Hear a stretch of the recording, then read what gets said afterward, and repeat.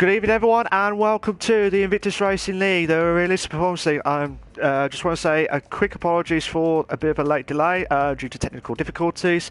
We will kick off now. So thank you to everyone that's watching, well, thank you to everyone that was waiting in the driver's seat tonight. But with me, as always, in the commentary box is Tim. How you doing, mate? You all right? I'm doing good, Malc, and I am excited for the Singapore Grand Prix tonight. Probably my favorite street circuit on the F1 schedule, and I know it's a little bit blasphemous because it's not Monaco, but it's just what I love. I love the Singapore. I love the sights and the sounds and just the environment in general, and I've never even been to the track in person, I'm sad to say. No, I've never been to the Singapore track as well, so it's one of those trickiest tracks where concentration levels are absolutely sky high as well, because if you don't get it spot on here, you'll never know what to expect back here as well. But I cannot wait for it as well. Last night's F1 League as well, where it was like nearly over an hour, I believe, where there was like tricky conditions here as well. So here's a question for you actually: would you expect tricky conditions here tonight or not, Tim? Honestly, it's just going to be a toss-up as to what it could be. I really wouldn't be surprised if maybe we saw wet qualifying, but just going with the trend of what we've seen here recently in the races in the Realistic Performance League, we haven't really had all that much races in the wet conditions, so I would be surprised if it rained during the race, but qualifying, it seems we're more likely to get rain. Could be, but it all depends. It looks cloudy to me. Well, it is cloudy. It looks like it's a bit dark to me.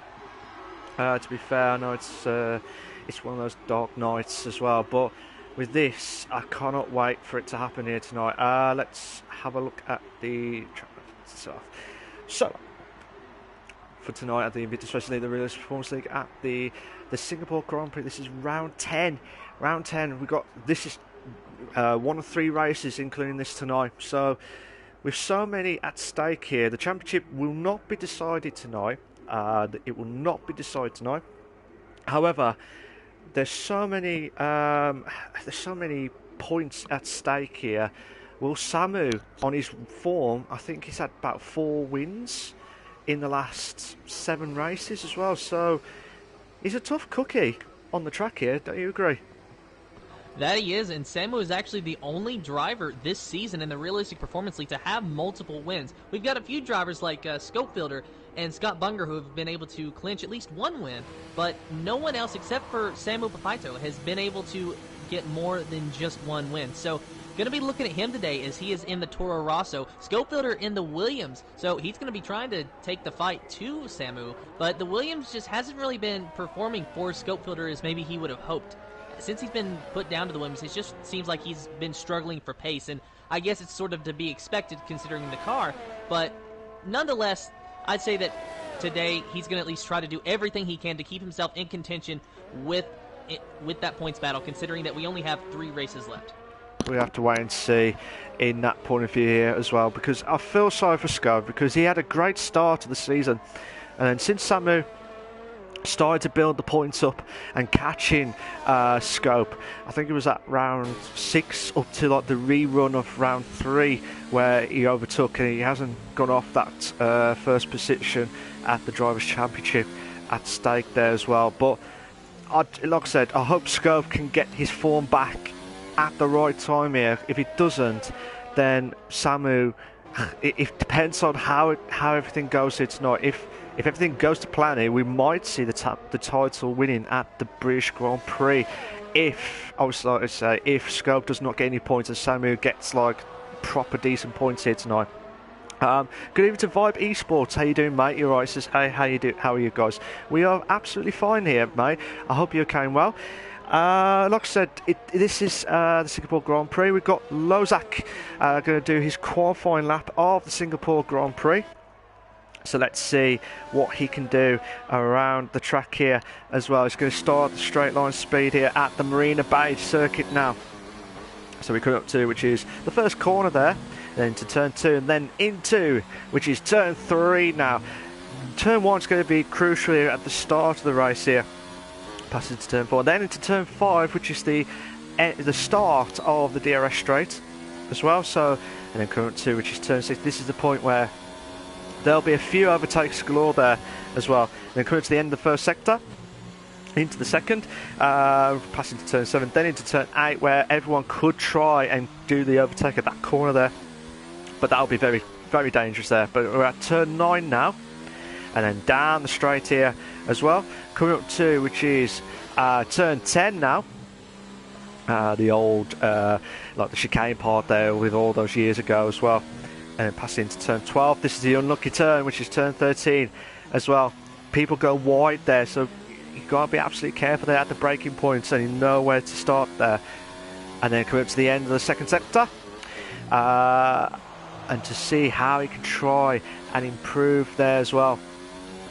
So let's just see from this point of view here, passing into turn 16 and then into turn 17. This is the part which I love the most here, the under the grandstand point of view here, turn 18, then into turn 19 now, and then into turn 20 now, and then under the bridge part now. He's invalidated his lap, so we're going to still go keep watching from his point of view, but let's see what time he's going to tease us there, but he'll be turn 21 at that point. But people have to watch out at the pit entry as well. We've got the fastest lap of the race so far, which is Hulkenberger with a 1:38.235 on the softs there as well. So we've had a few drivers answering some questions earlier in the week, or from last week up to tonight here.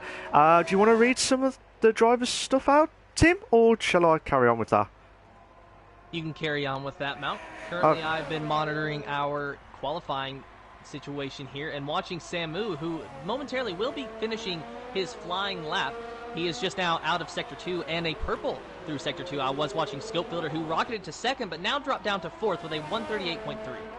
Okay, so a 1:38.3 for Scope Builder, but like I said, the Energy Dan with a 1:38 flat there on the medium tyres here. So some of the drivers are going for like the hards already into the medium tyres to see what times they would get here as well. We're just still watching Samu coming to that point there.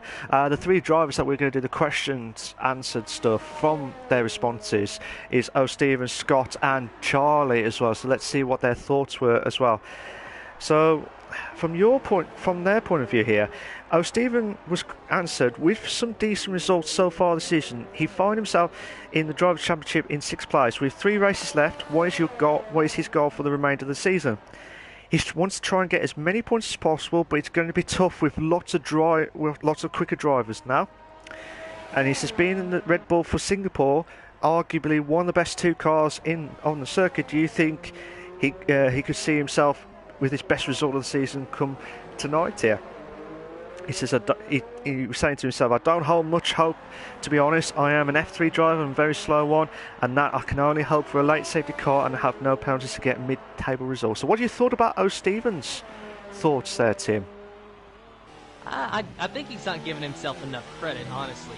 I mean, he is in the Red Bull, and I think that he can do very well. And right now we're seeing him actually in 10th with a 1:39.8 on the medium. So I think that he just needs, if he can just get a little bit of confidence there, then he could really run well, because we saw him, he mentioned he was an F3 driver. He won his only race so far in the Invictus Racing League at Monza in F3. So he's proven that he can do it. He just has to have the car under him, and he has to have the results come into play. He's got to have a little bit of luck, just like every driver. And just as I say that, we're talking to him, he's rocketed to 5th with a 1:38.8 now. And he's, like I said, get that Red Bull. He's got some wings there to get into the top 5 in that medium tyres as well. So fair play to him with Stephen at the moment there, with 10 minutes 43 left of the qualifying here. Scott Bunger, where is he now on the drives in the qualifying itself? A 1:39.461 in 8th place there. And when we asked him there, the question was, with the Drivers' Championship now mathematically out of reach for himself this season, what does his attention and focus turn to for the remainder? He says, well guys, if I can't win the championship, I know 100% that second is still on the card, so that's my aim for the remaining 3 races. And then his second question was, as this was his first season in the Realistic Performance League, was he happy with the performance so far? He says, I did partake in some races last season, but this is my first full season. I'm happy with my pace. I think I'm definitely top 3 quickest every race. It's just luck hasn't been on my side, and also mistakes from me have gone against me. But I am hoping for a really strong final 3 rounds and to gather up the best amount of points to push me up to P2 in the championship. So these last 3 rounds, elbows out and push. So what's your thought about that on that one, Tim?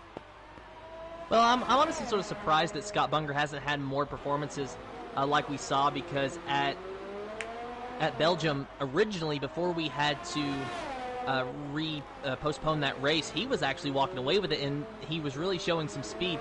And then it was in round 4 of this season that he was actually able to win. He got the fastest lap and the pole position, so a full 28 points of scoring on that day. So Scott has shown again that he can definitely get it done, but I would agree that sometimes luck just hasn't been on his side.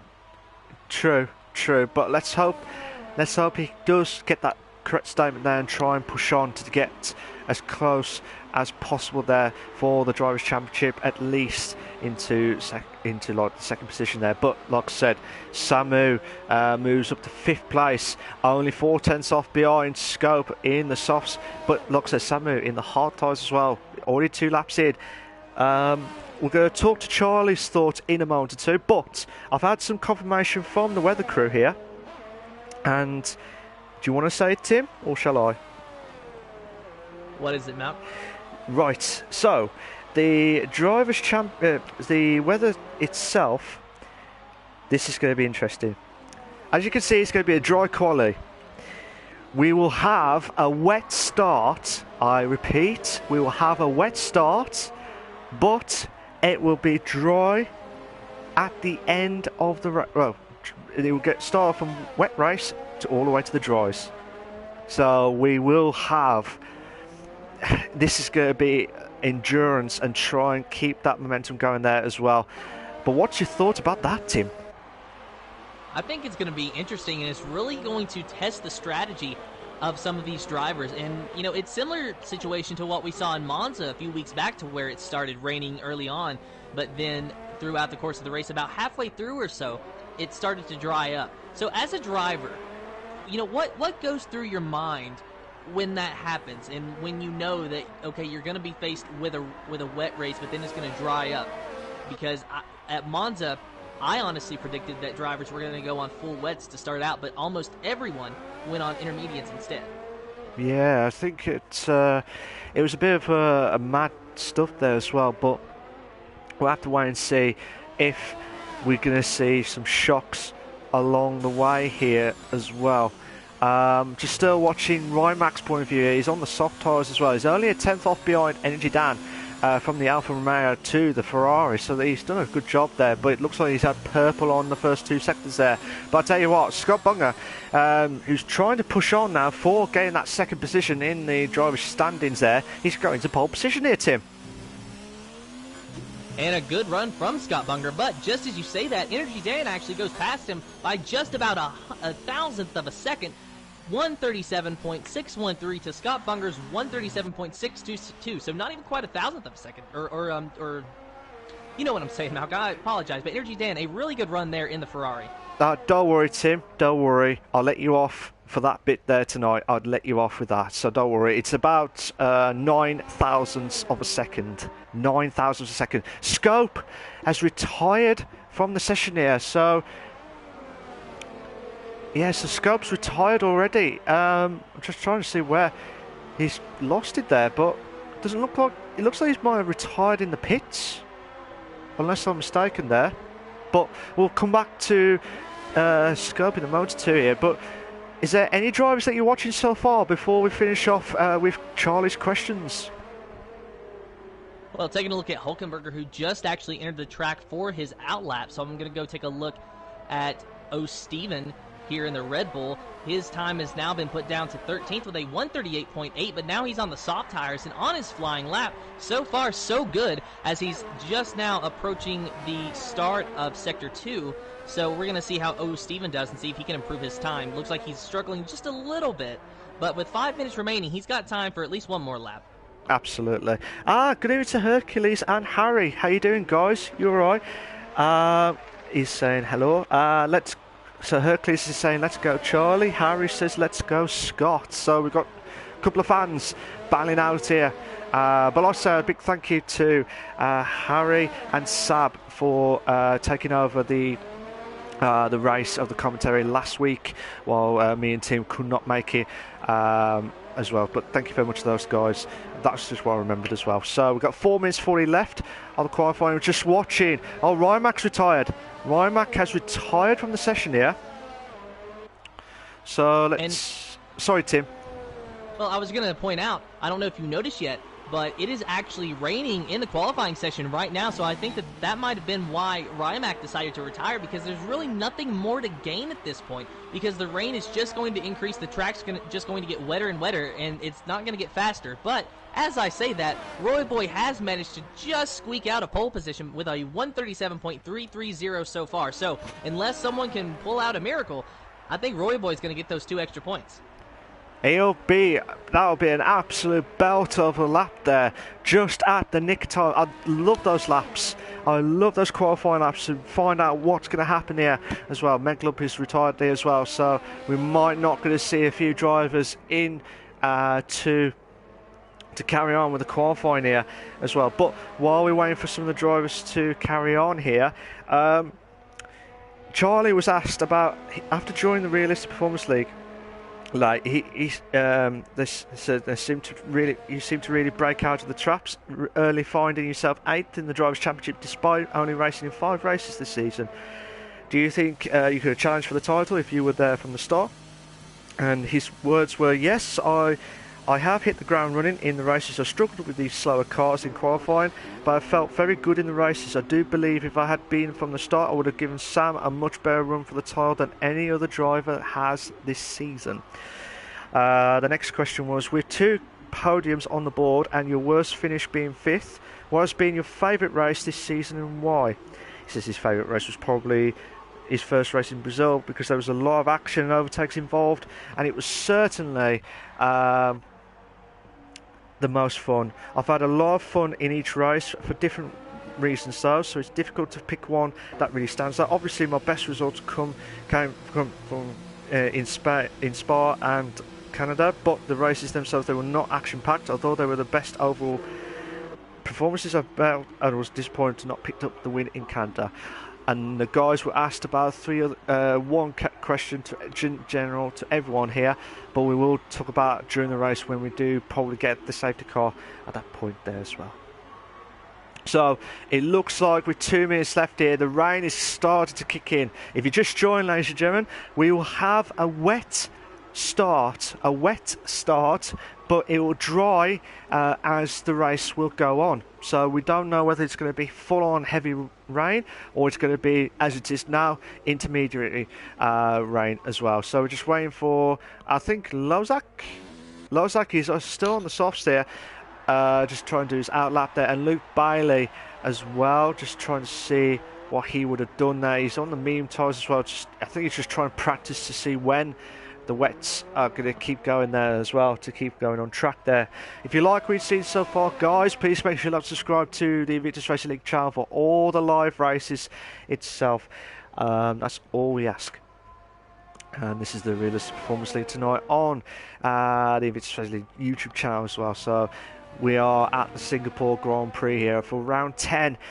3 races left, including this as well. So it's going to be action-packed for the last 3 races here, Tim. It's been one hell of a ride so far this season, Tim. That it has. It's been really fun, and we've seen a lot of drivers really challenge for position, not just for wins, but for podiums in general. And there for quite a while, we even had a 5-car battle for the point standings about halfway through the season or so. Now it's sort of shrunk down to about maybe 2 or 3, but nonetheless, as we said, the points battle is not over, so Samu has still got to be on his toes, and the drivers are going to definitely have to be on their toes here tonight, especially with a wet start in Singapore. Singapore, of all places, probably the worst track to have a wet start, in my opinion, because I can't even get around the place when it's dry. You can't get on the place when it's dry as well, so it all depends who's got the bottle to hold on their car during the wet starts as well. And for Roy Boy, what a great qualifying lap he has done as well, just at the nick of time as well. But the battle is just going to be between like I said, with Scope and Samu as well, to see what they would have done as well. But here are your short qualifying classification for the Singapore Grand Prix. For the Invictus Racing League, the Realistic Performance League, you got Roy Boy in first, Energy Dan in second, Scott in third, Nigel Gash is in fourth, Charlie is in fifth, Rymac is in sixth, Ferocious Dan is in seventh, Hulk is in 8th, Scope is in 9th, Meg is in 10th, Lozak is in 11th, Samu is in 12th, Spud is in 13th, Stephen 14th, Cryptox is in 15th, Luke Bailey is in 16th, and Simon Palmer is in 17th place as well. So we're just waiting for to get on back into the pits, but depending on what's going to happen here tonight here, it's going to be tough. I think it's going to be a massive, mammoth task here, especially with the concentration levels are sky high as well. And it looks like it's not properly heavy rain as well, so interesting stuff here. But we'll talk to Tim about that in a moment or two, but we'll do the usual advertisements, guys, and then talk about the race itself. This is the Invictus Racing League, the Realistic Performance League, live and exclusive on the YouTube channel with myself, Malc, and Tim, bringing you live coverage of the Realistic Performance League to see who can try and battle it out here with the performance type cars as well. But also, not only on Tuesday nights, we've got the Monday nights of the F1 League, which is commentated by Gareth and Sab. They do a brilliant job as well, and if the F1 League is like the Premier League, the top flight, the fastest league of the leagues of them all there.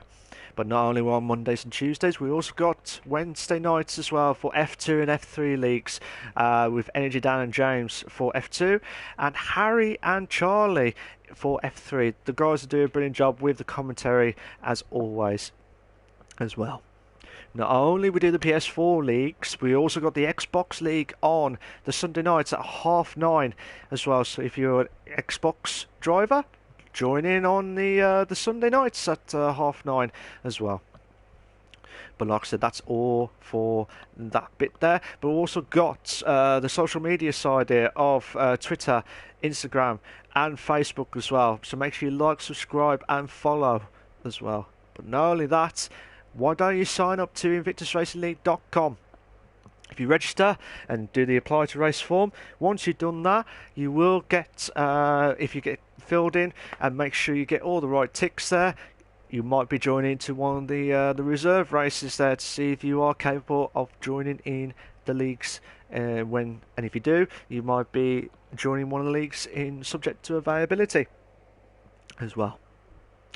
So we're just going to set off now. We might start in a moment or two, but it all depends on what's going to happen here tonight here, Tim. So we're starting off with, it looks like light rain, unless I'm mistaken here, Tim.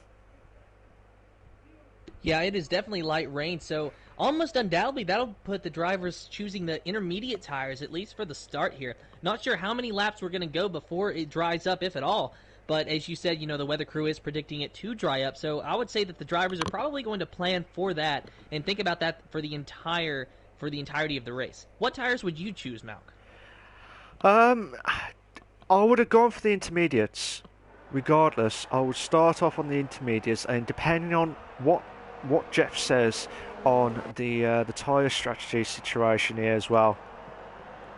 Because the intermediates can last. I forgot to mention about the tyre strategies as well, because we did not expect what the weather was going to happen here as well. But the intermediates can last the same distance as the mediums, so about 17 to 18 laps.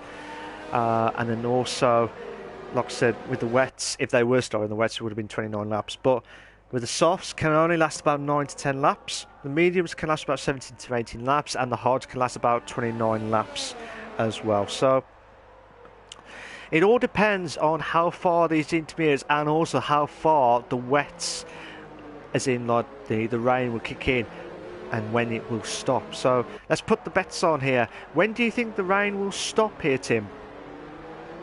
I'm going to go with about lap 14, 15. Ooh, a 14, 15. I'm going to say a little bit later than that. At the limiter, I reckon lap 18, and then they'll go on the mediums to last the whole race, so it'll be a one-stopper, unless they make any issues there as well. But with this tonight here for round 10 at the Singapore Grand Prix, this will be a monumentous challenge here at Singapore, because from what I remember back in the days here, there used to be loads and loads of safety cars because of the walls here as well. So do you reckon, Tim, that there will be at least one normal safety car? Not virtual, normal. I think it's almost a guarantee that it's going to be at least one normal safety car, because, as you said, just normally it is difficult to get around this track, even when Place and Samu in 12th, so I wouldn't write them off just yet here, but it all depends on how they get the good starts here at the Grand Prix itself. But like I said, let's see what would happen. What's your top 3 quickly, Tim, before they start the grid? I have got Charlie, Rymac, and Scope Filter. Okay, cool. But I'll tell you what, Tim, it's all yours for the Singapore Grand Prix start. And in honor, it is each and every week, Malc, just waiting for the final few drivers at the back of the grid to find their appropriate positions. These drivers, they are waiting, they are ready. They're going to have to be careful, though, because it is definitely a wet track. But here you hear those engines revving. You hear those itchy pedal feet. The drivers watching the lights. 1, 2, 3, 4, 5 red lights in the air. No red lights. We are green for the Invictus Racing League's Realistic Performance League at the Singapore Grand Prix. Roy Boy leading him down into turn 1 with a little bit of a challenge from the Ferrari of Energy Dan. He sticks his nose in there, but not able to make it stick. The Toro Rosso of Scott Bunger just trying to follow the Haas through. It looks like there's a little bit of carnage there in the back.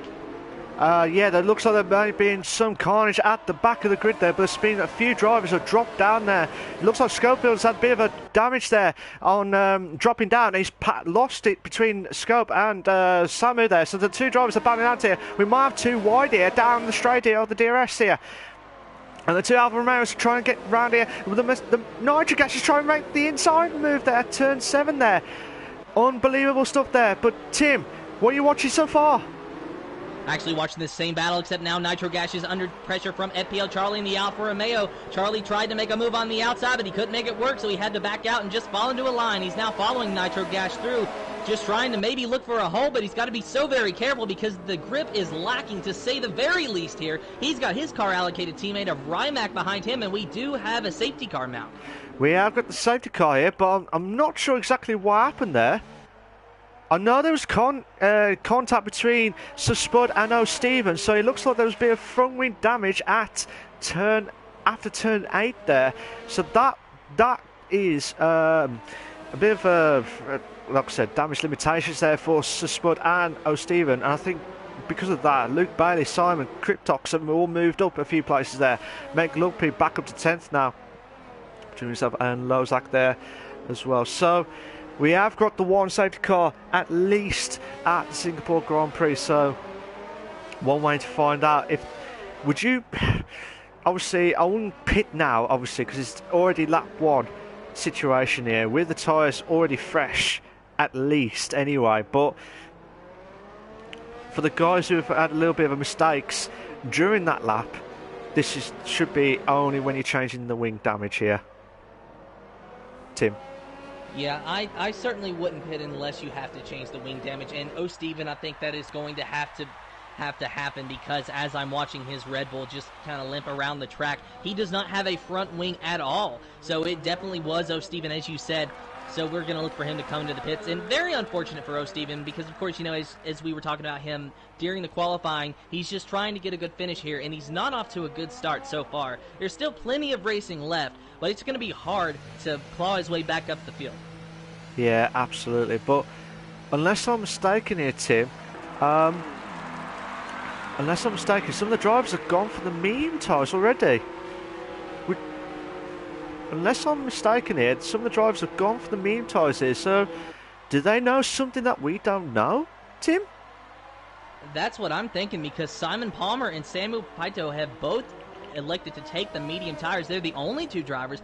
O'Stephen just pitted, and I think that he changed his tires, so he has fresh intermediates. But, you know, those are still a wet compound tire. So only 2 drivers on the mediums. They might know something that we don't, but it still does look like it is raining. So a very surprising move from them indeed. Absolutely, but like I said, it may take probably about another lap of the safety car, unless these guys are really slow to catch up with the safety car here. But I'm guessing that there will be one more lap of the safety car as well. No, Harry, let's go, Charlie. Hercules says, how are you? Stuff. So let's see how Samu and Simon can try and capitalise on this.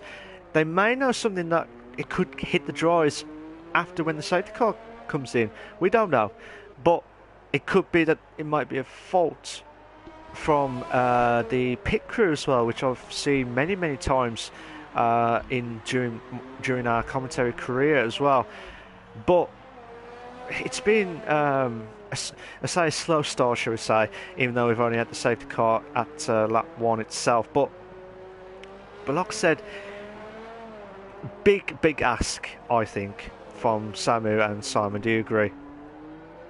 Yeah, definitely a big ask indeed. And that's actually what I was thinking, Malc, is that maybe it was just a mistake on the crew's part by putting on the medium tires, because just sometimes you can't relay that information for whatever reason. So, I find it strange that two drivers made the same mistake, but it's still very possible. So now I think the question is, are they going to try to pit for intermediate tires, or are they just going to try to stay out? It does, in fact, look like both of them are staying out, as now Samu Papaito does have one lap on that tire, a safety car lap, obviously. So maybe they're just going to try to go for broke, but just as I say that, Simon Palmer is, in fact, pitting again, so that's going to put him down to 17th position on the grid. Going to watch his pit stop to see if he changes to the intermediate tires or not, and now is the time to do it, because the safety car is still out there, so he has the time right now. He has definitely right there, Tim. He has got the time to get back into the pit, into the safety car crew here as well. And he's gone for the medium tyres again. He's gone for the medium tyres again. So he might have had a bit of a wing damage there. No, not wing damage, sorry. He must have just tried to get the fresher medium tyres again as well. So that's... I'm just a bit confused there, because I thought he would have gone for the intermediates, because it looked like he struggled to cut the corner at one point there. But fair enough to Simon Palmer for sticking by on the medium tyres there. So he's going to try and crawl his way back into the crew of the safety crew as well. But for your side here, Tim, with Roy Boy in first, Energy down in second, Scott in third place here, what would you do in this situation here now? Would you try and just keep that pace going, or just try and see when the rain is going to stop at any point? It could happen at any point that we've gambled on earlier on with the bets on when the rain will stop, but it all depends on how these drivers can try and capitalise on it as well. But it all depends on if they get a good start here, Tim. Do you agree? It definitely does. And if I was Scott Bunger sitting there in third, what I would do is just kind of bide my time and ride around, not go so slow as to where maybe Nitro Gas or Charlie could get by me, but not make any risk to try to pass Energy Dan or Roy Boy for first or second there, because we know that it's going to dry up at some point. So the best thing to do is just kind of ride around and see where they're weak. But Scott is now pitting, and I don't know what tires he's going to pit for, so I'm going to take a look at that right now. But he has decided to pit, as has FPL Charlie. So if, in fact, these drivers are pitting, and if they pit for the medium tires, then that might mean that we're going to see drier conditions sooner than we expected. I will be very interested here. But it looks like Charlie's gone for the medium tyres here. Scott's gone for the medium tyres. Scope's gone for the medium tyres as well. So it looks like, I don't know if Lozak will join. Yeah, Lozak will be on the medium tyres here as well. So they know something we don't know. So it looks like the rain is slowly stopping here, Tim. But obviously not as much as like a bit of heavy / intermediary type wet conditions here. So I think it's in some corners it is a bit heavy with the rain, as in like for intermediate tyres perfectly anyway.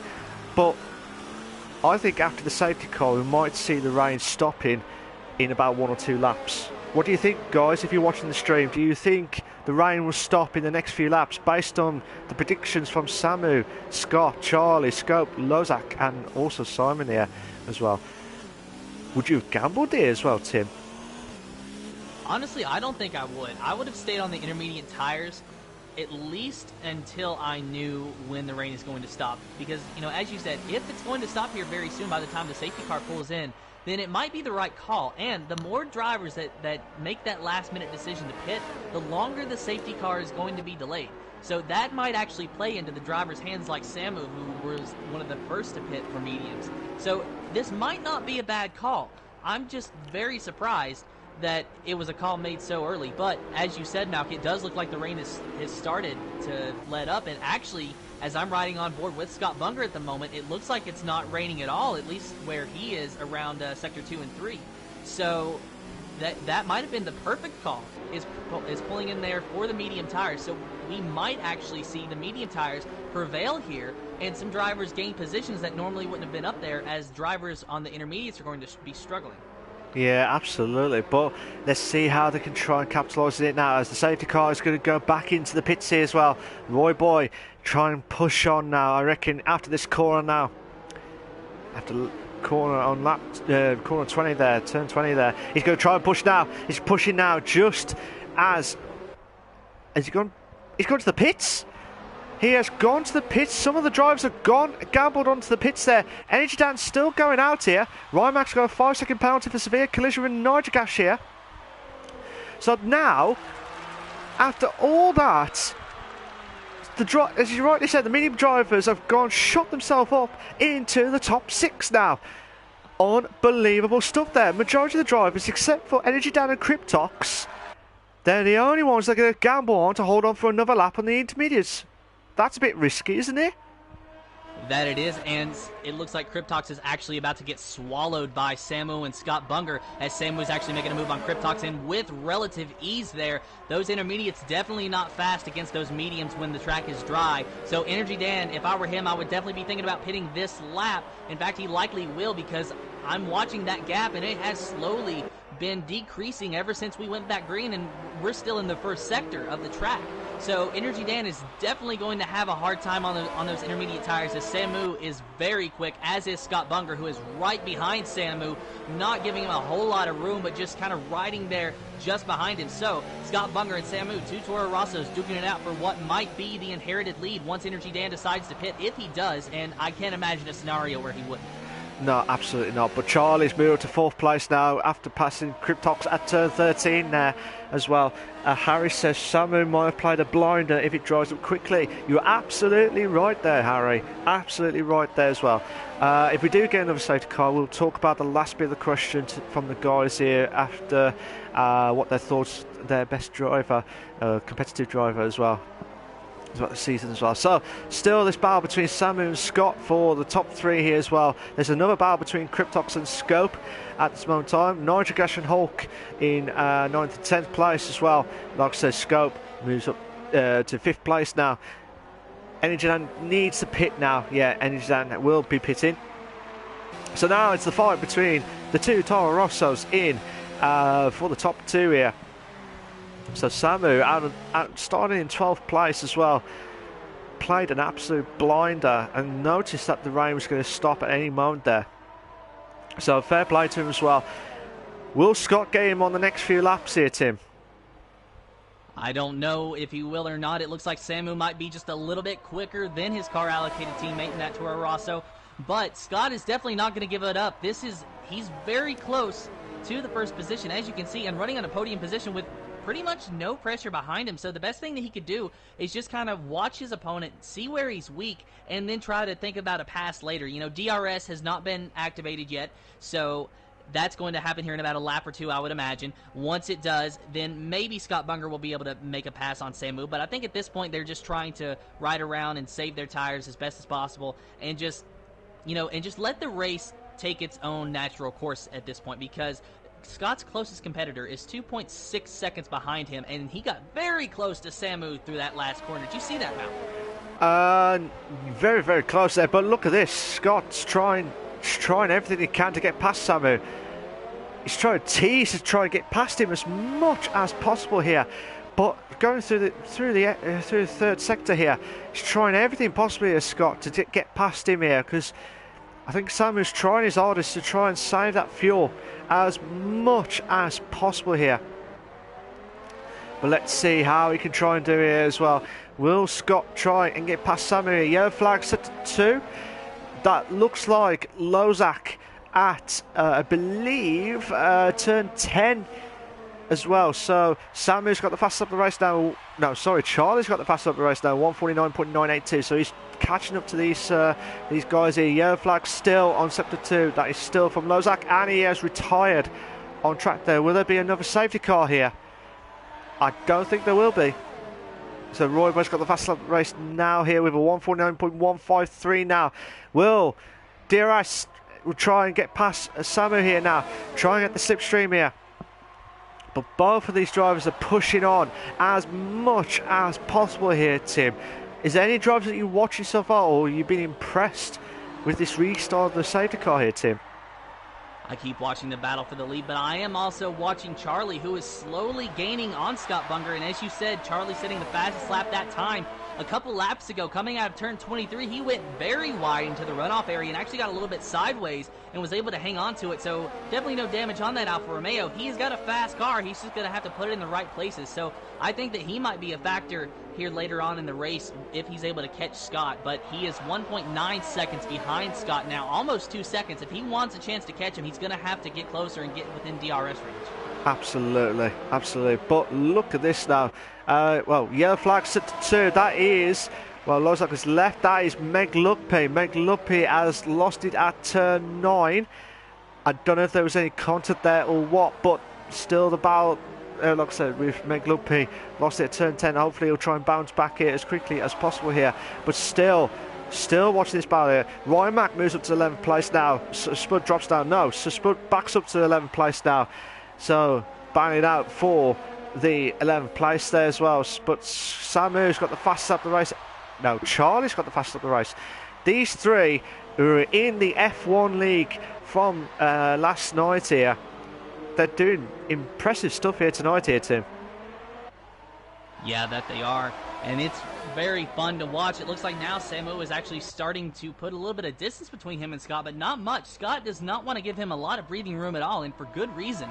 This is probably the only battle that we got going on at the moment, though it does look like maybe O'Steven is going to challenge Rymac, so I'm going to take a look at that, because Rymac is close to Sir Spud as well. O'Steven in the Red Bull, of course, he caused the safety car on the first lap. Not sure what happened, but he lost his front wing, so once he pitted for a brand new wing, you know, he's back and he's good, but running in the 13th position, it's definitely not where he wants to be tonight. Absolutely not, absolutely not. But O'Steven's trying everything possible to get back onto his feet to try and get into some points here. I know in the Realistic Performance League, everyone will guarantee points as long as they don't retire or anything like that here. But Rymac's going into the inside at turn 7 when he made the move too wide. We've got too wide here at turn 8 here. So Spud, hold on, but Rymac's trying to do the old switcheroo here.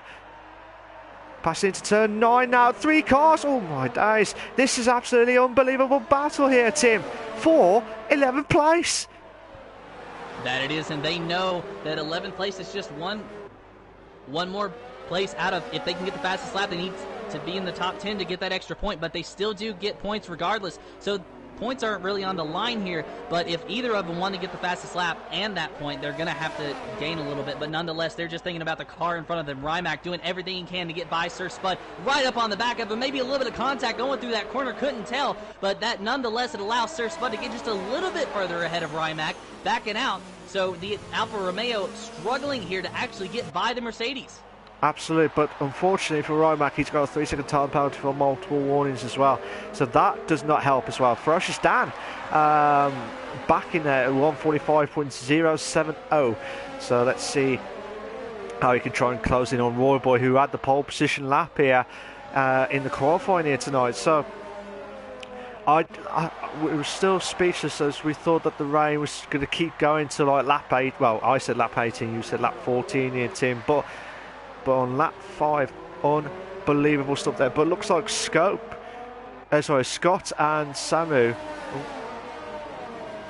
battling out here by 10th here from these two drivers here. They're pushing on right at the limit here, but Scott's going around the outside of turn 13. And they're going side by side, too wide. Scott's going into lead now, Tim. That he is, and side by side they are. Scott Bunger making a move, and he clears Samu Papito, but only just. Samu's going to try to take it back, but not able to do it. Scott throws just a little bit of a block, but Samu did not have a run, so no harm, no foul. Scott Bunger first, Samu Papito in second, but will Samu have anything for him here? Going under the bridge now, and FPL Charlie is just waiting back in the wings, and he's actually starting to gain on these two drivers. So Charlie might even be throwing his hat here into the ring and say, hey, I want to play too, guys. So it's Scott, Samu, and Charlie, your top three, as they round turn 23 to complete lap 9. It is now lap 10 of 31 laps here in the Singapore Grand Prix, but Scott, it looks like he's pulling away, and I think he might just have the fastest car here, at least at the time being, because he set the fastest lap with a 1:44.5. Brilliant stuff there from Scott there. Charlie had a 3-second time penalty for multiple warnings now as well. Roy Boy trying to get back into this battle here. I know it's about a 10-second gap between himself and Scope, but still got the fastest lap of the race here as well. So many points at stake here as well on lap 10 of 31 at the Singapore Grand Prix, the Marina Bay circuit there. Rymax dropped down to 14th place. Rymax got a 5-second penalty for speeding in the pit lane as well, so he's not having one of them good days here at the Marina Bay as well.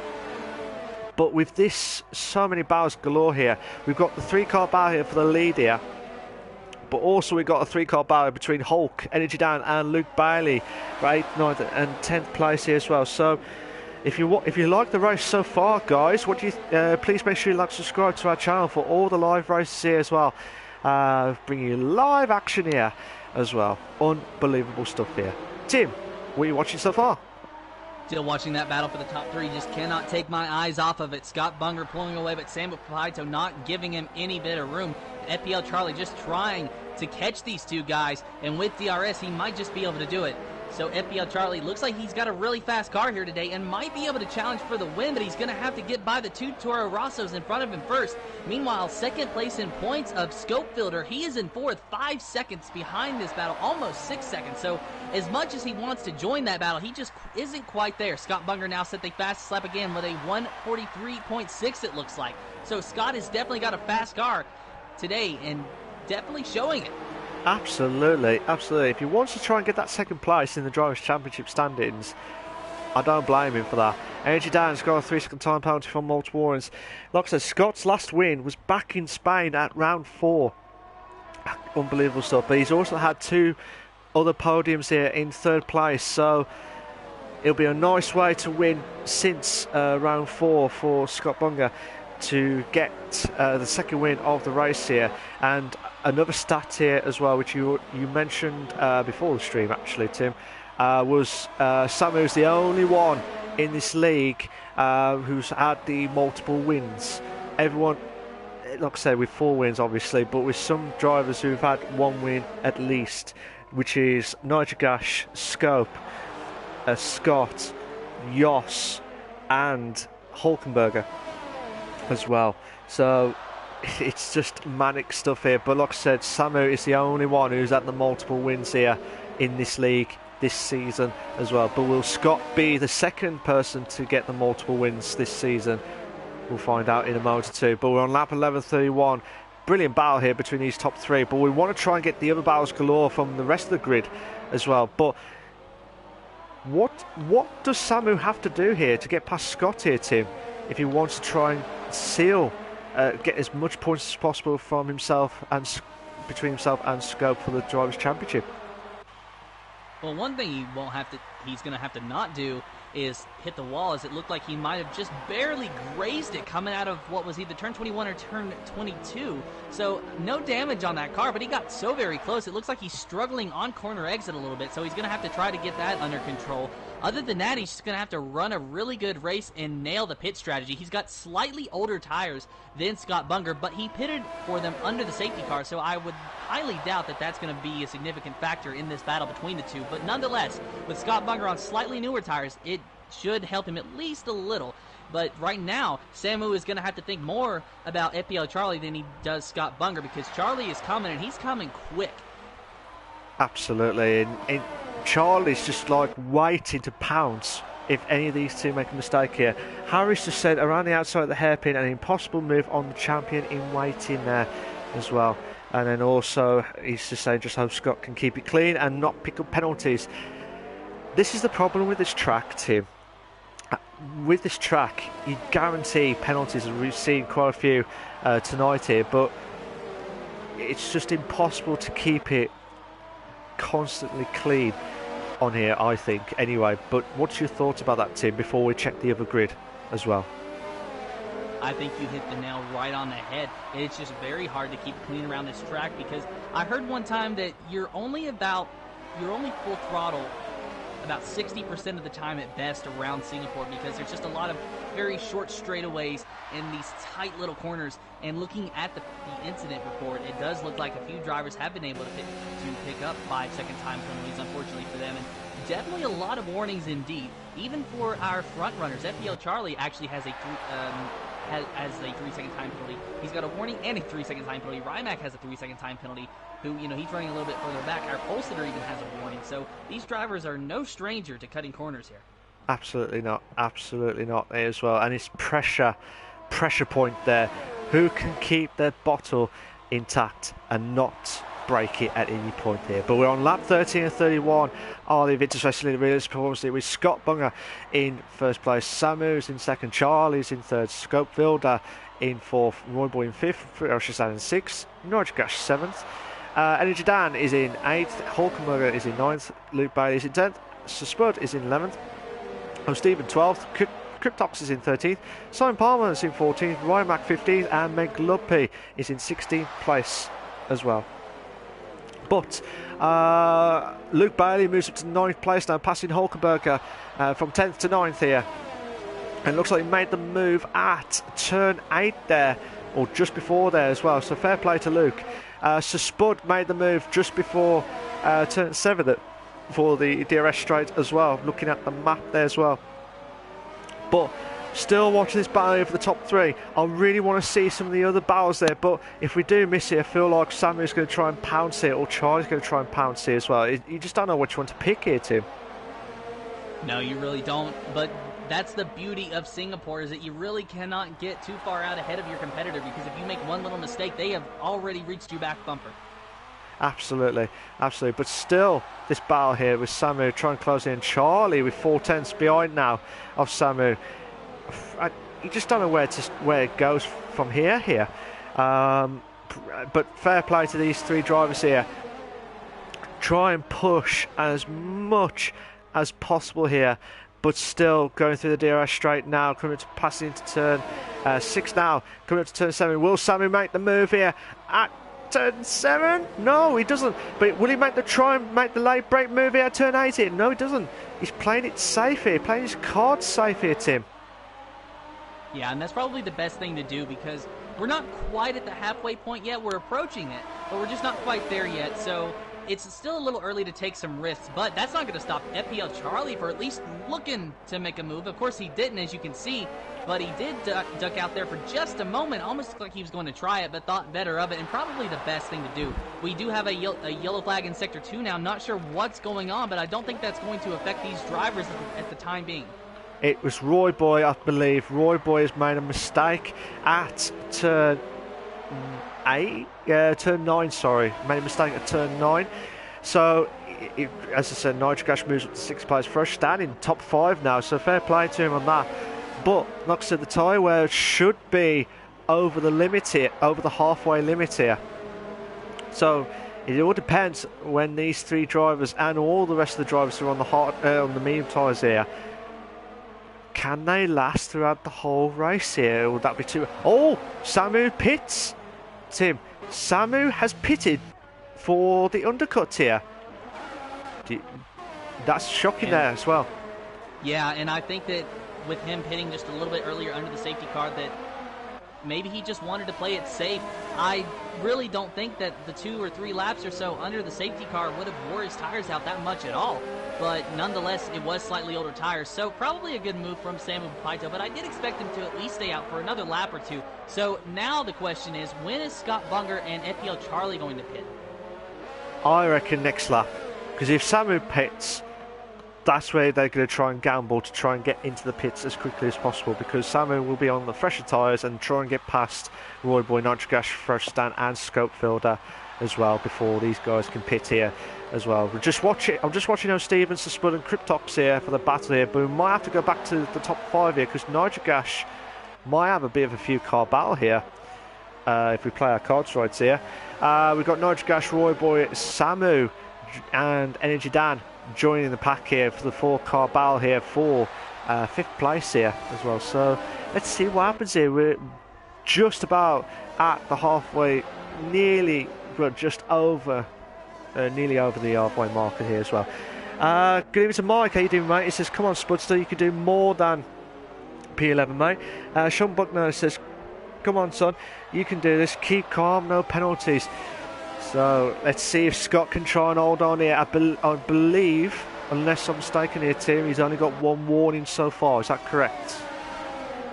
Ask me in here in just a minute. I'll be able to look at the incidents. Okay, so we're just waiting for Tim to find out more of the penalties and incidences, just to give you a bit of a recap here, guys. Still watch this battle here. It looks like Samu's right on the tail there of Roy Boy here. Right on the tail here, but I don't know whether the gamble will pay off here, because he's hits some traffic here, but it all depends on how far. Let's have a look at the leaderboard here for the time differences here. Like I said, 25-second gap nearly between Samu and Scott here. So let's see what they can try and do here as well. But fair play to Charlie and Scott for battling out as well as Samu there with that battle there. Cryptox has moved to 12th. Yellow flag set to 2 there, so I'm not sure exactly what happened there, but Roy Boy's trying to make the move here on Samu's making back up there, going outside the track there, but still push on to 6th place there. Absolutely fantastic stuff there. Mike wasn't able to watch the races previous weeks, been on leave, can't wait for the new game to start competing again. Harry says this undercut is not going to work in traffic. Charlie could jump Sam, Harry said. So that could be correct there because of the traffic that is caused as well. So Samu is now pushed up, passing Nitrogas now into 5th place here as well. So let's just see. Let's have a look at the gap actually again between Samu. So it's 23.7 now between himself and Scott here. Normally the pits are between 20 to 25 seconds, so it all depends on how far. Oh, Scott's pitted and Charlie have pitted now, Tim. Yes, that they have. So already they are deciding to pit. And to go back on your earlier question, Malc, Scott Bunger does not have a warning. He does not have a penalty. He does not have anything except a fresh set of mediums here in just a few seconds. So FBL Charlie has a 3-second time penalty, and Samu has only 1 warning, who just set the fastest lap. So Samu has passed Scott. He has passed Charlie. So Samu will retain this lead. So good run on Samu, probably a good undercut there from him. So Scott Bunger going to rejoin in 5th, with Charlie having to rejoin in 7th. The two separated by Energy Dan in the Ferrari, as FPL Charlie was trying to get by him but not able to do it this time. Energy Dan has old tires, 11 laps on those medium tires, so I expect FPL Charlie to get by him fairly quickly. It's just a matter of finding a good passing zone. He's going to look on the inside, but will he be able to do it? He's got a long straightaway to try. He's going to go on the outside now. Maybe a little bit of contact, but so far, very clean pass, and he does not clear him. But through the next corner, he does. So Energy Dan dropping back down to 7th, FPL Charlie in 6th. Good move there from Charlie. He needed that. He didn't want to stay at the back of Energy Dan, like what Samu did earlier on in a few laps ago there, shall we say. But still, absolutely unbelievable stuff here. Fantastic stuff there. So many battles galore here. You just never know which one to pick here. But Scott trying to get past on Nitrogas here up to the end of the 2nd sector now. Does he make the move? Or too wide? Or a bit of contact there between Nitrogas and Scott there. But still, they're still battling out here. Oh my days. Will Scott try and make the move? He's going to try and make the move. I don't know what to say. Well, I think he's trying to be patient here for the DRS, unless he doesn't want to stay too much behind Nitrogas here, because Charlie's behind. Scope's into the pits now. Will some of the drivers are gambling on the pits now? And it looks like they are. So Samu, looks like Samu has made it perfect here. But it all depends if Scott can try and push on now to catch up to Samu. Do you think he'll do that, Tim? It's going to be a big ask. That's a 4.6 second gap to make up. And while he is eating into it just a little bit, and he does have slightly newer tires than Samu does, I'm not sure if it's going to be enough, because we saw those drivers were pretty much equal on pace earlier on in this race. So it just depends on if Scott Bunger has more in the tank or not. Absolutely. Yes, absolutely not there. Safety car. We have got the safety car again. So that's 2 safety cars already in this race here. I'm just reading some of the comments here. Harry says, Samuel mediums surely won't go to the end. Nah, like I said, the maximum that you could have on the medium tyres is 17 laps. 17 to 18 laps fresh. So either way, Samu will have to go and get mediums on the way to the end here, regardless here. But Scott and Charlie will have 2 laps extra. So this is perfect limitations here. And Scope now has got a perfect chance to join with the top 3 here. Steven's got a drive-through penalty for speeding onto the safety car, so he's having a torrid time here tonight. Mike says, oh come on, how I hate the safety car, and he's absolutely fuming at that as well, because this was going to build up to a classic here between Samu, Scott and Charlie here as well. But now we're going to have it back again properly, and we can't wait for it as well. Please like and subscribe to our Invictus Racing League channel for all the live races as well. This has been an unbelievable race, and we're not even over the halfway mark. Well, we are over the halfway mark as such, but there'll be. I can't wait for the next round of battles galore here, with Samu in first, Tim, Scott, Charlie in the top 3 as well. You got Scope, Ferocious Dan, Roy Boy in 4, 5 and 6, Nigel Gaston in 7th, Luke Bailey 8th, Simon in 9th, Hulkin in 10th, Energy Dan in 11th, Stephen 12th, Spud 13th, Ryan Mac 14th, Cryptox 15th, and Megalope in 16th place. So, with your side now, Tim, who's going to try and make the move at when we had to restart the safety car? Well, I think that Scott Bunger is going to definitely try to get by Samu. So Samu's going to have to be watching his mirrors by the time we go back green, because obviously they're already bunched back up. So he is there. Samu does not have the luxury of a 4-second gap like he did earlier. But I think that we're going to see a lot out of Scope Builder as well. He's been running very well today, sort of, just riding around in the 4th position, which is a good place to be able to finish. But I know that he wants a win. A win would do a lot of good for him as far as the points battles are concerned, because with his competitor ahead of him leading right now this race, possibly looking at his 5th win of the season, it's just going to make it that much harder to catch him. So Scope Filter, I would not be surprised if we saw him try to make it a little bit more risks and move up to a podium position, if not first place. Absolutely. To answer the question of Mark says who or what caused the safety car anyway, I'm not 100% sure, because I was looking at the comments at that point in time, so I'm not 100% sure what happened there. But we did have the safety car when O'Stephen lost the front completely, the wing, so it looks like the safety car does come out at any point when the wing is completely off on there. So that's why that's happened there with some of the drivers here tonight. But we're not sure who had that safety car, so I'm not 100% sure with that. So now the drivers are slowly packed up into the safety car here. We won't have another one, I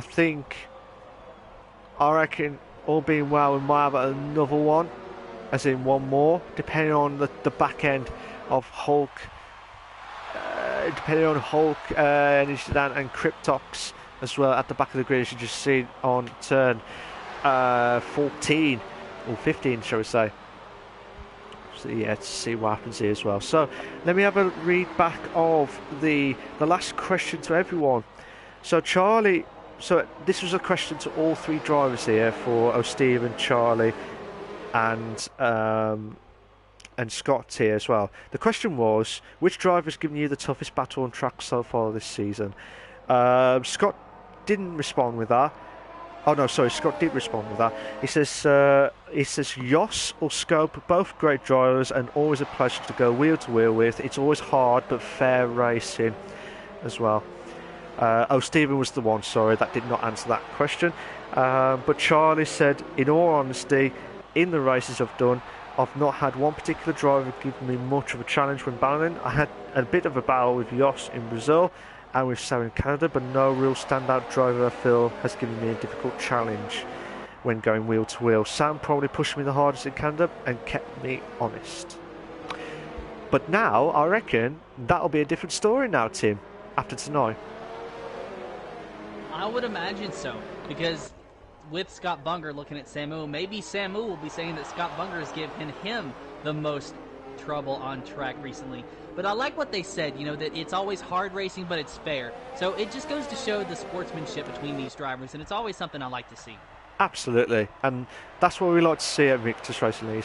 As long as it's fair and competitive racing, and there's no issues, we'll get some quality racing, two wide and 3 wide as well, and it's just immense stuff as well, and I can't wait for that to happen as well. So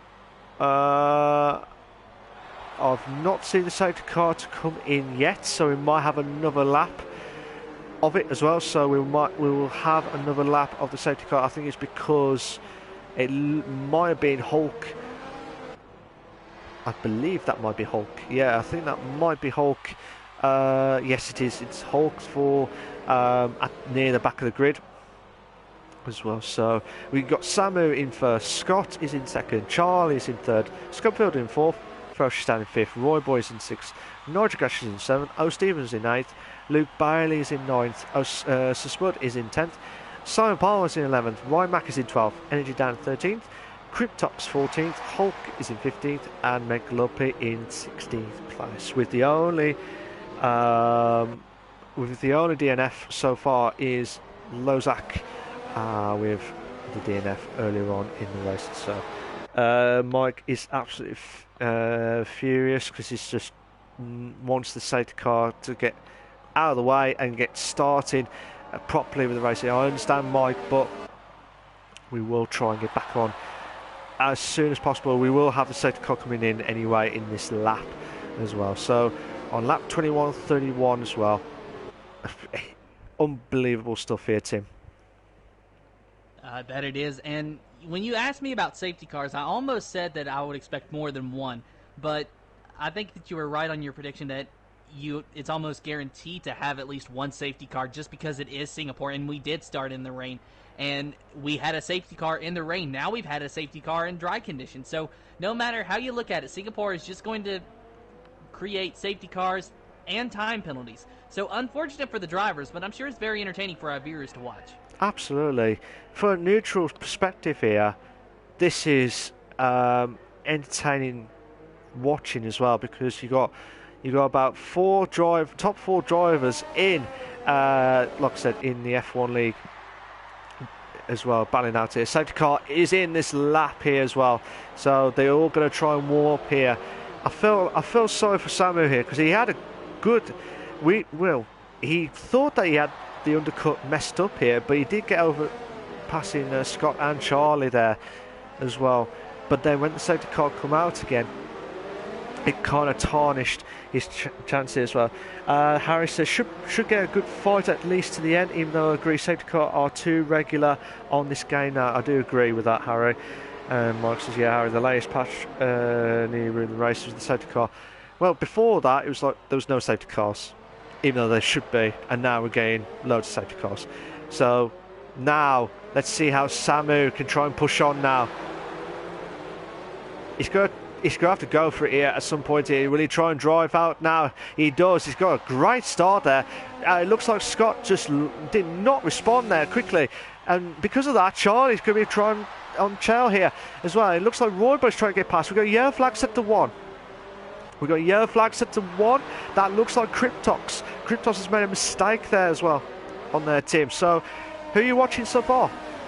Actually watching Luke Bailey, who had a little bit of contact, it looked like, with the Red Bull of O'Steven. So far, though, I think that they're all right, but there was still a little bit of contact between the two. But nonetheless, I think that they're actually working it out as Luke Bailey has been able to clear O'Steven now. So Luke Bailey running in 7th with the McLaren. Going to go back and take a look at the battle for the top 3 because FPL Charlie is getting closer to Scott Bunger. Yeah, it's getting closer to there as well. I think there's a bit of issue on there as well, so that we're not sure what's happening there from that point of view there. But still watching Scott Bunger and Charlie try and battle it out here as well. We've got Scope and Ferocious Dan pushing on, trying to get onto these guys here.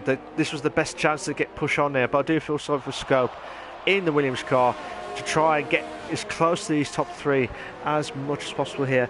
Mike says, and the restart sequence is made so bad you can't get anything from the restart. No, something happened to Spud. Something happened to Spud there as well. I thought that was because of Cryptox there, so that might be because of Spud there. And as you can see on the map there, he was way back there. Hopefully he'll bounce back after this.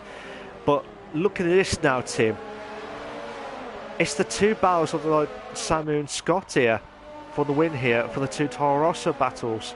Unbelievable stuff here. And I wouldn't be surprised if we saw this battle for the next 8 laps. For the remainder of this race, I imagine that Samu is going to just have to play his cards right and look in his mirrors, while Scott Bunger is just going to have his sights set ahead on the Toro Rosso of Samu, because this is probably his best chance to win a race in at least a few weeks. Absolutely, but best chance for him to get a win here for Scott. But will Samu get his 5th win tonight? It's going to be a big ask here. It's going to be a mammoth task here, because it just depends on if they don't make any mistakes here galore here. But then also Ferocious Dan right on the tail there of Scope for 4th place as well, just at the back of the grid there, as you've seen from the screen there as well. Absolutely immense stuff there. And there's about 1, 2, 3, about a 6-car battle there from 8th place from Simon Palmer's as well, from 8th place as well. So we might see that battle there. Luke Bailey's got 3 second time penalty for multiple warnings. Tim. Yeah, and just add that to the list of time penalties. Unfortunate for Luke Bailey, but as we said, that's just what happens here at Singapore. Still watching Samu and Scott Bunger. It looked like Scott was going to try to get a little bit closer to Samu through that corner, but just couldn't quite pull it off.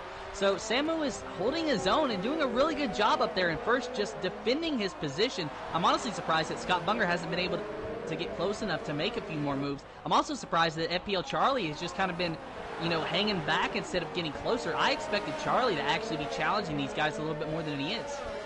I think he's being patient here. I think Charlie's being patient here, just in case if these guys can, try and get rid of, if there's any penalties galore here. Nitrocash got the fastest up the race now, 140.857. Yellow flag set to 3. That might be either Meg Lumpy, O'Steven, or Spud. Meg Lumpy or O'Steven there. Meg Lumpy's got a 5 second time penalty for speeding in the pit lane here. And Samu is trying to get rid of that slipstream off Scott here. And Scott made the move. Beautiful move. Beautiful move for Scott Bunger there. Back into the lead here for first place here, Tim. Yeah, and Samu, he was trying to get it back, but just wasn't able to do it. Looked like there might have been some very minor contact between the two, but just couldn't get a good view of it. Nonetheless, Scott Bunger starting to pull away, but Samu is not letting him out of his sights as he's doing everything possible to get close to him, but I just don't think he's got anything for him. It looks like Scott Bunger has been fast, and he has been fast all night. So I am not surprised that he was able to get that move done right when the DRS was active. But that has allowed Charlie to get closer to Samu. So it looks like Samu has a good short run car, where Scott Bunger is better on the longer runs. And it's a bit of a longer run that we're looking at right now.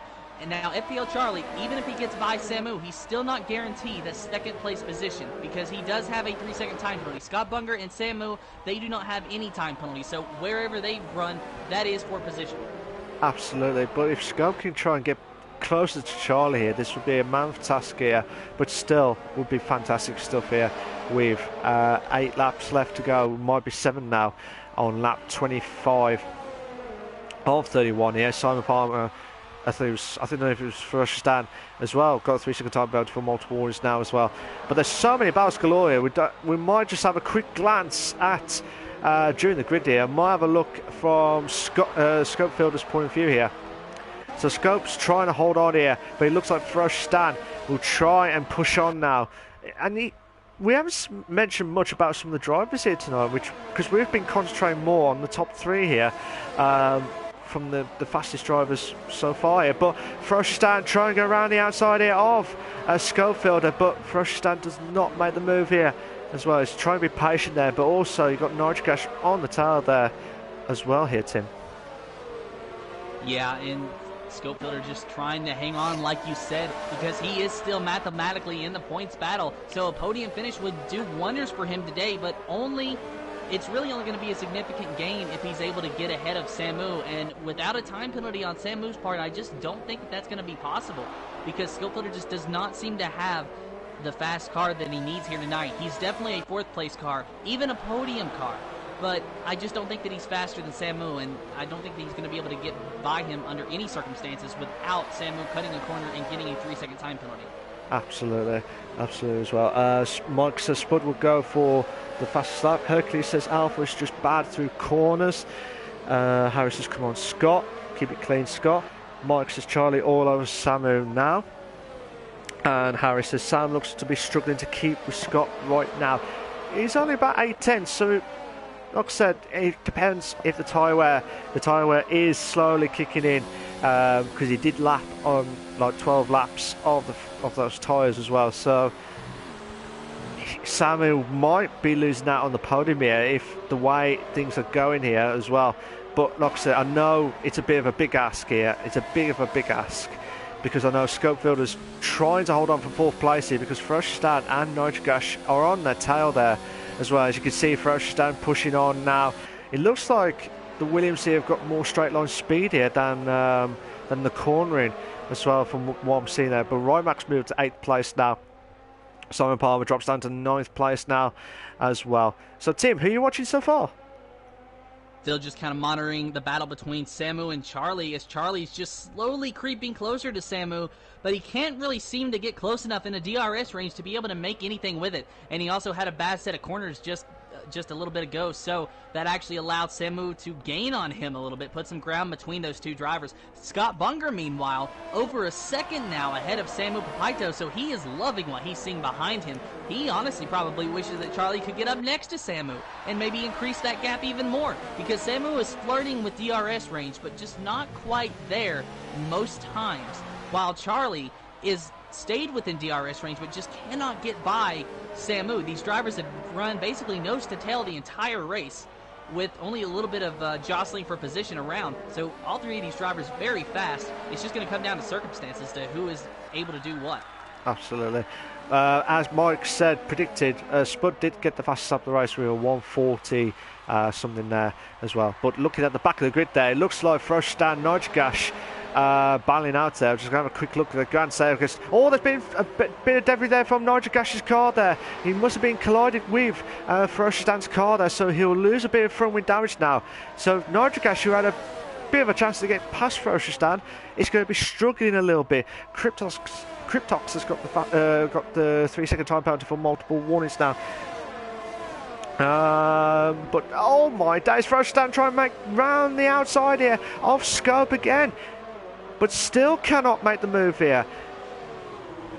Fresh Stan is just really trying to get past Scope here as quickly as possible here, but still Scope is just trying to hold on as much as possible here.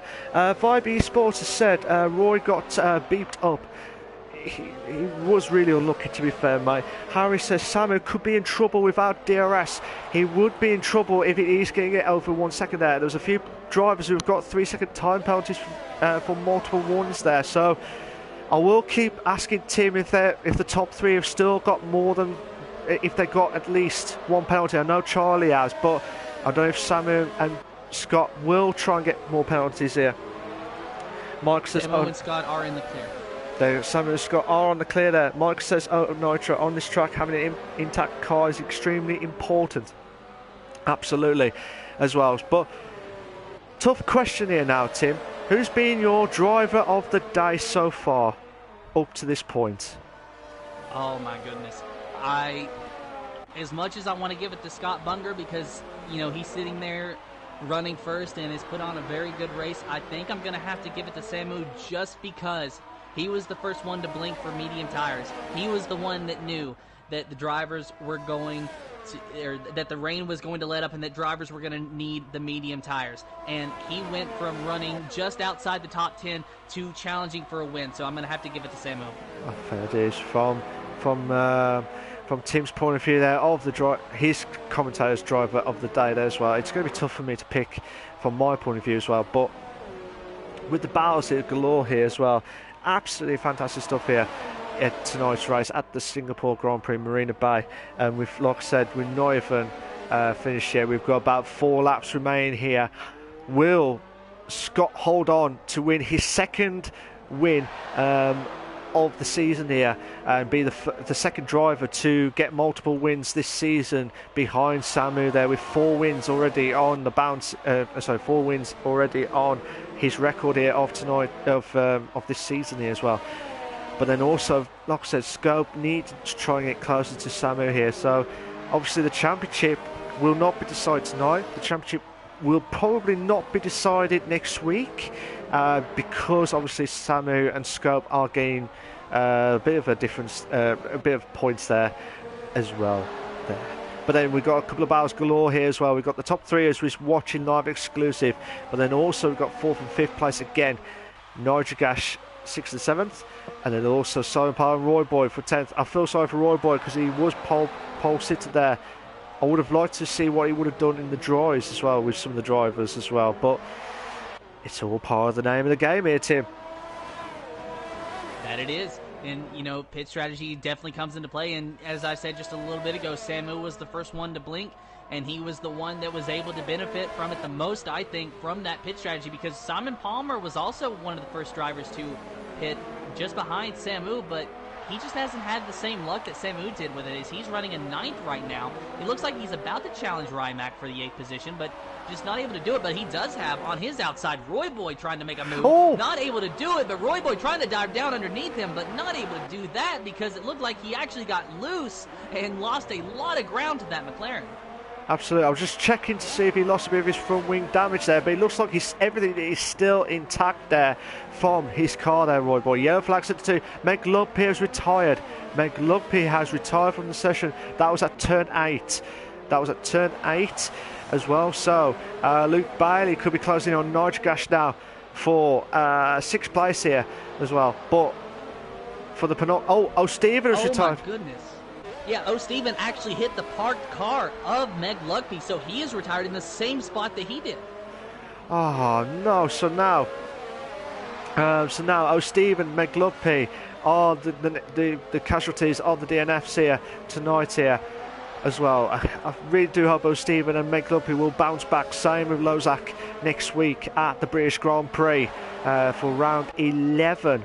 Unbelievable stuff here as well. So let's go back to the penultimate lap here between Scott and Samu as well. I don't know, who do you pick out of those 2 for the winners? Or could be Charlie as well, Tim.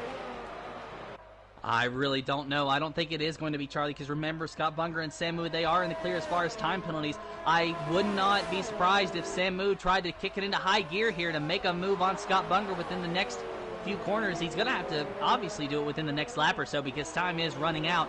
But Samu does look like he has the car to beat. He gets in the back of Scott Bunger. Scott Bunger has spun. Samu is going into the lead. Scott Bunger spins because of a parked car. I didn't even see who it was.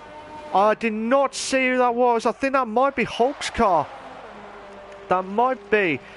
Unless I'm mistaken here, guys, I think there was some incidents from that turn 8 as well. And I think there's quite a few drivers who have hit that as well. So Hulk has left. Scott has dropped down from 1st to 12th place there. So on the penultimate lap, Scott, who would have got there, I think that would cost him the win here tonight. Unbelievable. Even Harry said that. Unbelievable on that. And I'm glad that was caught on camera there as well. That is really heartbreaking for Scott there, because he'd driven a magnificent race whatever happens here tonight. But like I said, Schofield has done well to keep that Williams car in the top 3 tonight here. Now Charlie, I don't know if he had caught by the wing damage here. He looks like he has, and he's got about 5 car battle here for 3rd place here. Oh my days, Tim! Oh my goodness, yeah, Ferocious Dan going by Charlie, and so is the McLaren of what looks to be Luke Bailey. Rimac is in the mix, Nitro Gash in the Mercedes, they're all in the mix going through turn 1. So Ferocious Dan is in 3rd, Rimac battling on the outside of Nitro Gash for the 4th position. Nitro Gash just trying to hang on. FPO Charlie having to deal with Luke Bailey behind him, who both of them I believe have wing damage. So the battle for the final podium position is between Ferocious Dan, Nitro Gash, and Rimac. All 3 of these drivers just duking it out here. Nitro Gash looking to be fairly well set, at least right behind Ferocious Dan. He might be able to try to make a move on the inside, but he is not going to be able to do it. Just not close enough that time. Rimac, though, right on the back of Nitro Gash, maybe looking on the inside, just not even a little bit of contact. Oh! Very close, though. There is some contact. They both hit the wall. So Rimac now moves into the 3rd position, but no, Luke Bailey is challenging now. And then Rimac gets into the back of Luke Bailey. Luke Bailey spins, and Rimac is now in 3rd, followed by FPL Charlie in 4th. This has been one hell of a shock of the ending of the race here. But look at Scope. Scope's getting trying past Samu for the lead. This is unbelievable stuff. Oh, the contact. There's been contact between Samu and Scope. The 2 drivers battling out for the Drivers' Championship here. Unbelievable scenes here. Ferocious Dan and has they left. both know it. They both know it, Malc. They both know that the points are on the line. Scopefielder could very easily gain on Samu. Just not sure if he's going to be able to do it. Going on around the outside. He's only got a few corners left. What will he be able to do? Samu just trying to defend as best as possible. Scopefielder looking on the inside. He will pass him, but will he be able to clear him? If Samu goes off the track, Scopefielder is ahead of Samu now. So Samu is in 2nd and right behind Scopefielder. The championship battle unfolding right before your eyes, and Scopefielder will pull away and win the Singapore Grand Prix. Unbelievable stuff. Well done to Scope. He needed that. He needed that win there. But I'll tell you what, that wall is like the wall. Unbelievable. What's happened there from majority of the drivers. I don't know what to say anymore. 8 drivers, about 5 of them already had that casualty from there as well. And I'm going to say I am absolutely feel sorry for Scott, Charlie, and also everything that happened from that wall there. That was just unbelievable ending of that race. If you like that, make sure you like and subscribe. That was one hell of a battle at the end there, just to make that move there. But well done to Scope for winning the Singapore Grand Prix at the last lap of Asking here. And Rimac in 3rd place, I believe. Well done to him. But Samu, this has been a race of emotions here, Tim.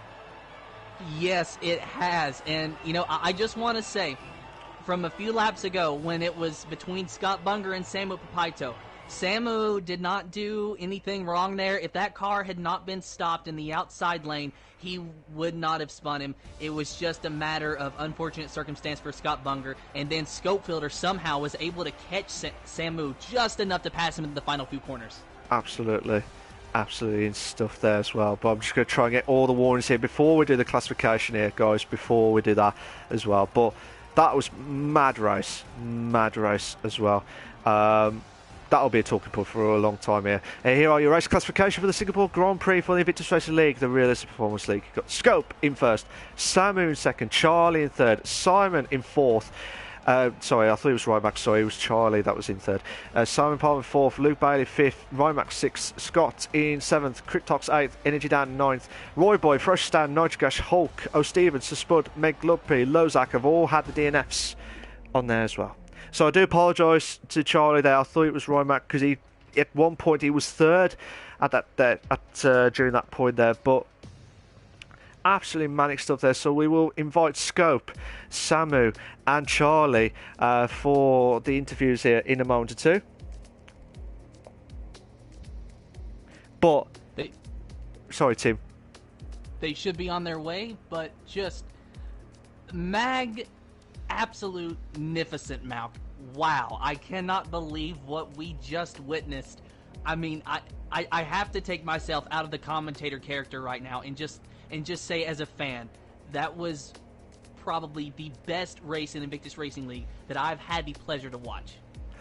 It was like, it started off from wherever happened there. It was just like safety car start, and it was just building up with the battle between Samu, Scott and Charlie for the top three, and then we had another safety car, and then it was like the turn 8 wall of death there with the wall there. It was just absolutely mad race as well, and I'm sure I would like to hear the driver's thoughts in a moment or two, but that is one hell of a best finish we have ever seen at Invictus Racing League for a very, very long time, if not the one of the bestest finishes ever to finish off, and to hopefully Scope can join us in. If not, we will have to do with Samu and Charlie in a moment or two.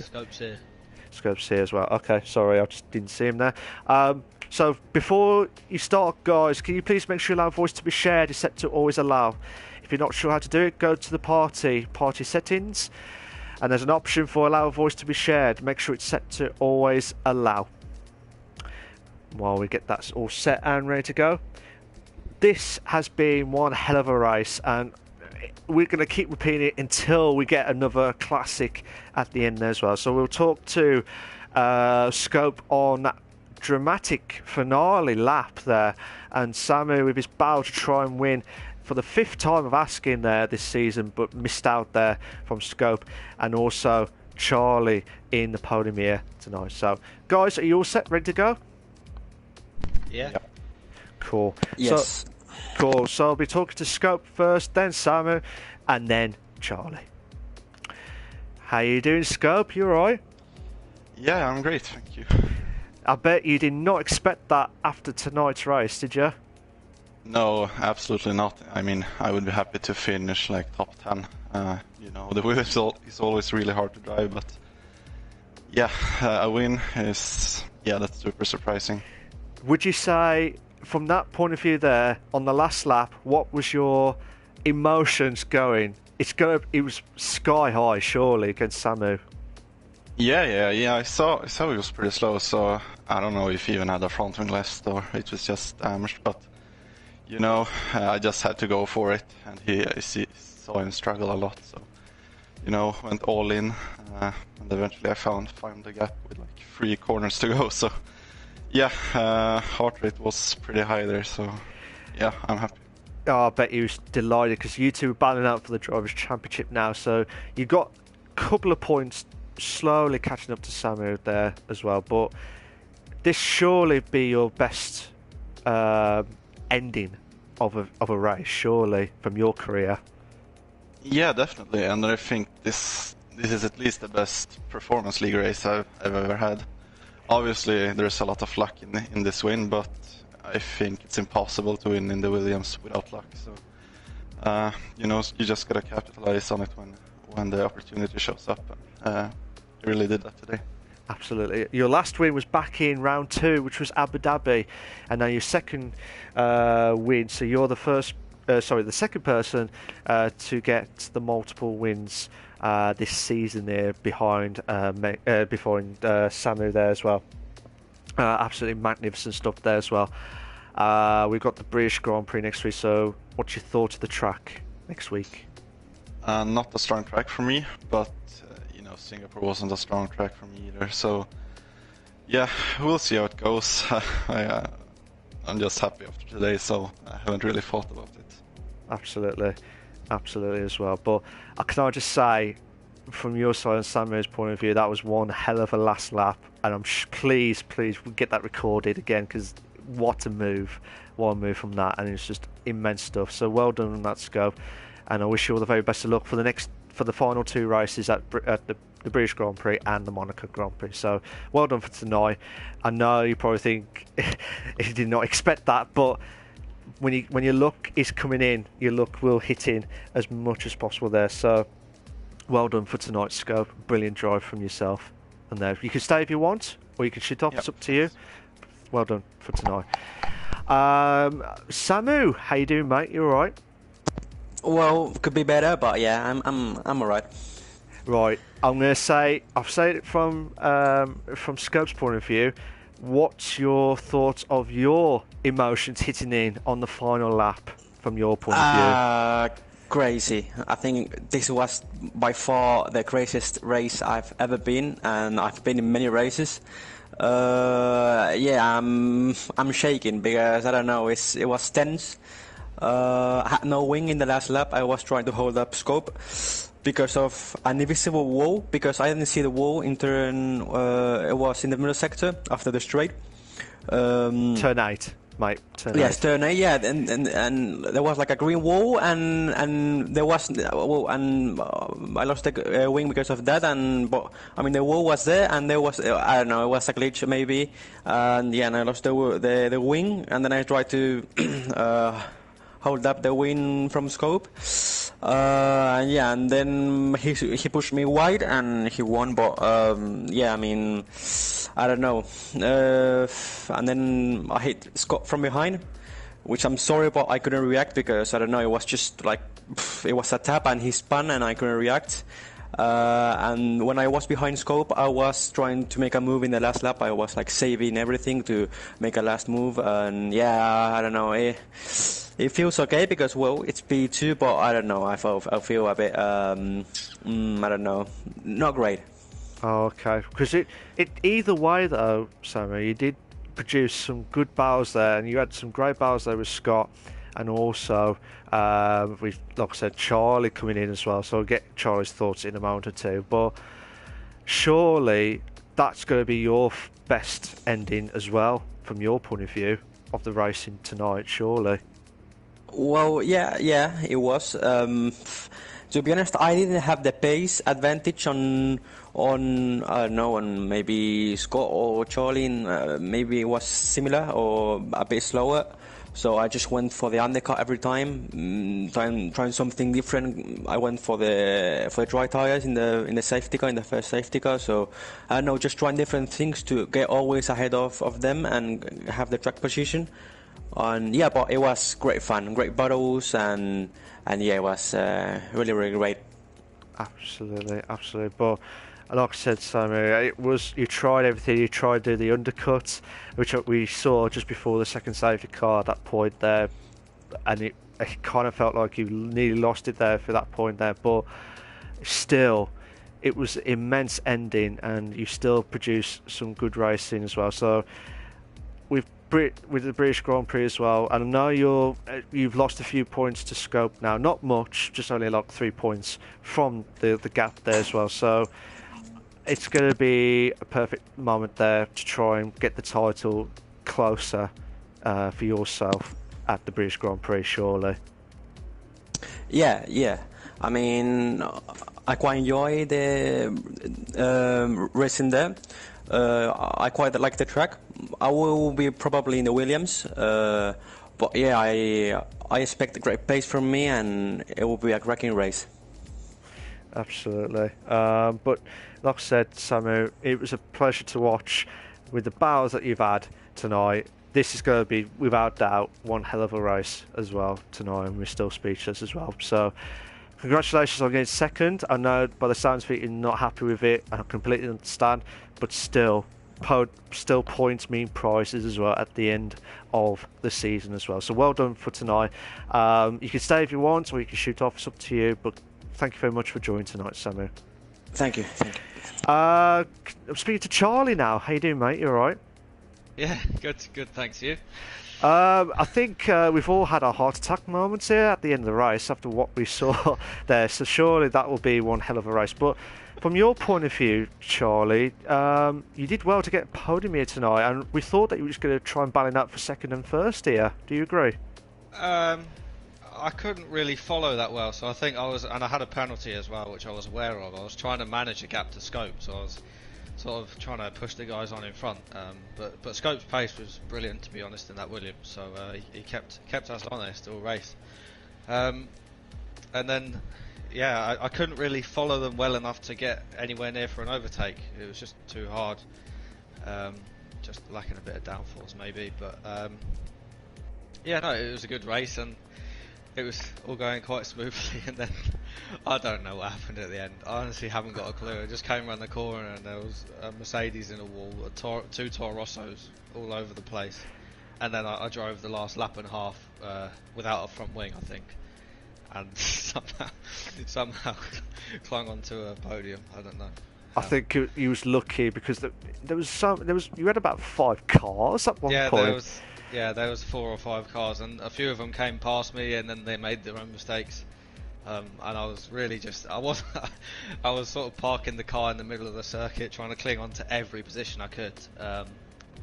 But yeah, they did get past me, and then some of them had their own crashes. So yeah, it was a crazy ending. I'm not entirely sure what happened. I'll have to watch it back, but to be honest, I'm happy with P3. I think that's where I would have been anyway. Well, obviously, if you want to, I'll try and say it briefly. I think someone had a collision at turn 8, which has caused the wall to pop out, and hence why there was a few cars hitting there. But I did not expect Scott and Samu and everyone else, like a domino effect, to hit that wall, and it was a mad ending of all endings there, which is probably why that's what happened. Obviously, you'll need to watch it afterwards, but it was just immense stuff. But for yourself, Charlie, still points, and you've done well since about 5 races in before tonight's race. You're getting the podiums in now in the Performance League. Yeah, I think, like I said in my my pre-race questions, I think if I was in the league from the start, I probably would have given Sam a good run for his money for the title, but you know, I just wasn't, and I've done as well as I can since I've joined, and I've really enjoyed it, so it's been good. Nice one. And you've done a brilliant job. We mentioned about the questions of your side as well, and all the drivers that were mentioned in this week's questionnaire as well. From your side of the British Grand Prix, what's your thoughts of the track before we end the stream? I really like the track, but to be honest, I've got a feeling I'm going to be in a Williams along with Sam, because we've had strong finishes in the past 2 races. So yeah, I'm kind of expecting to be in that horrible car that Scope did so well in tonight. Yeah, but it did. But the luck, that's what it is. If you get the luck, it will pull out perfectly there, and that's what happened with you with the podium here tonight after that 5-car manic ending as well, which I need to watch it back. I'm sure Tim will want to watch it back, loop through every time as well. But Charlie, well done for finishing in 3rd place, and keep that run going, because I think you might do well here for going up the table, which could be like a top 6 finish, all being well, the way that things are going as well. So well done for that, Charlie. You can stay if you want, or you can shoot off. It's up to you. But thank you very much for joining tonight, mate. Cheers, mate. So, thank you to Scope, Samu and Charlie for their thoughts of a dramatic ending of the race here tonight. I'm sure they'll be they will love to watch it again. But Tim, what's your final thoughts? Well, the ending was amazing. I loved it, and I think it just echoes the thoughts of you, the drivers, and the viewers. It was unfortunate for Scott that, you know, there was some contact there, but there was just a car stopped there on the outside lane, and things just happened. And then, you know, it was unfortunate for Sam as well that he lost the lead there in the last few corners. But congratulations to Scopefielder on his 2nd win of the season. Congratulations to all the podium finishers. Thank you to all the guys that came out to race with us and everyone that watched the stream. I just hope that the British Grand Prix was even half as exciting as as the race was tonight. I hope Singapore comes back next season. That's my hope, because that is one hell of a race tonight as well, and I really do hope it follows on to the British Grand Prix as well. We're not sure what the cars' allocations will be, but let's hope it will be a manic ending as well. But yeah, I feel really bad for Scott, because I think the way he driven tonight in that Toro Rosso, battling out with Samu and Charlie as well, it was like the top 3 of the F1 League battling out, and it was just manic stuff there. And then as it goes to the end, oh my god, what an ending. And I'm still gobsmacked with that, and unbelievable stuff. So thank you to everyone there. Thank you to everyone that's watched the stream. For the final time, can you please make sure you subscribe to my channel, to Invictus Racing League channel, for all the live races here as well. Next week we'll be at the home of the British Grand Prix, the Silverstone track there. So make sure you tune in on that on Tuesday nights at 8 PM. We've also got the F2 and F3 League live and exclusive for you guys on tomorrow night at 8 PM. So make sure you tune in on that as well. And for there, Tim, always a pleasure to do the commentary with you tonight as always. It's always fun to work with you, Malc. It was a good one too. Your words took it out of my mouth there as well. So thank you very much, guys. Take care of yourselves. We'll see you all next week at the glorious race of the Silverstone Grand Prix. Try a bit. Bye bye.